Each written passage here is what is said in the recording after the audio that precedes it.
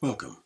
I am your host, Dr. Derek A. Reeves, and this is Minutes of Inspiration. Today I want to talk about bound to transcendence, or bound to the transcendence of God. When we look at God, we have to come to understand something very, very interesting. The interesting aspect of this consideration is that, number one, we understand that God is transcendent. He is beyond space and time. How do we know that? Because we understand that when time begins to move, or when the creation of the universe or the coming to being of the universe transpired, there was an outward moving all around.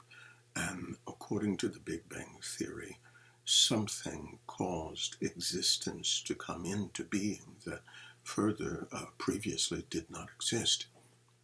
And so we understand then that this could not be a random impact because of the systemic order within the cosmos. And when we talk about this in the simplistic or systemic order through the cosmos, we could rely on such things as the law of anthropic principle, where it deals with the universe being so finely tuned that it promotes for the existence of life here on earth, and how even within the earth things are so finely tuned that allows life to exist as we know it. And so when we talk about then transcendence, we understand that the universe could not be what we would call infinite, because if it had a beginning, there cannot be infinite beginnings or a regression that took us back to a beginning.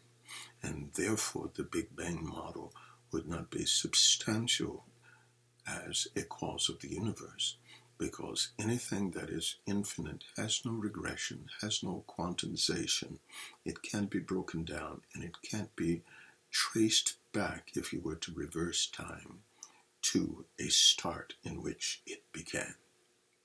And so we understand it from the book of Genesis, which states in Genesis 1:1, in Bereshith, Elohim Hashemayim and Eretz.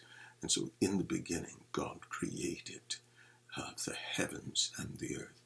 And so when we take this consensus, we understand then that God then moved the universe into existence. Therefore, when we talk about the universe, we talk about matter, space, and time. Space and time are usually linked together.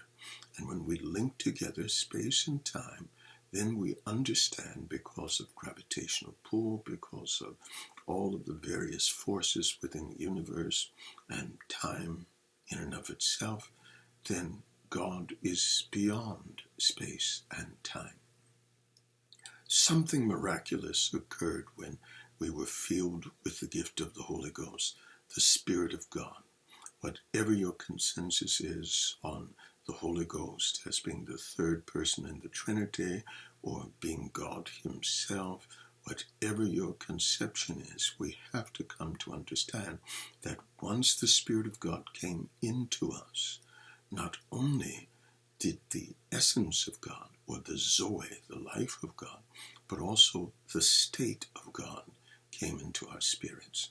And we can understand this, but we do recognize that even within mankind, there is a connection to the very transcendence of God.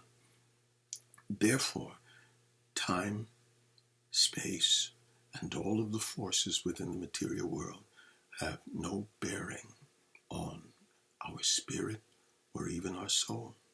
And so to understand in the mechanics of the spirit operating in the soul, perhaps we should begin to understand that even the soul, the mind, cannot be thwarted by time, cannot be thwarted by space. Therefore, the very laws of time and space cannot apply to our spirit and to our souls.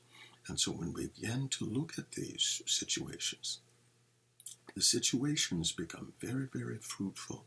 Fruitful in the sense that if time and space are not relatively controlling our mind, then our mind should be able to operate within the context of a transcendent ability to think, a transcendent ability to consider, a transcendent ability to learn, to know. Therefore, the mind of those who are spirit-filled may be very significant as it relates to learning, coming to comprehend, coming to understand. And so the mind that is engaged by the Spirit is not bound to learn simply through experiential knowledge that comes through the very senses of the body: sight, smell, touch, taste, and hearing.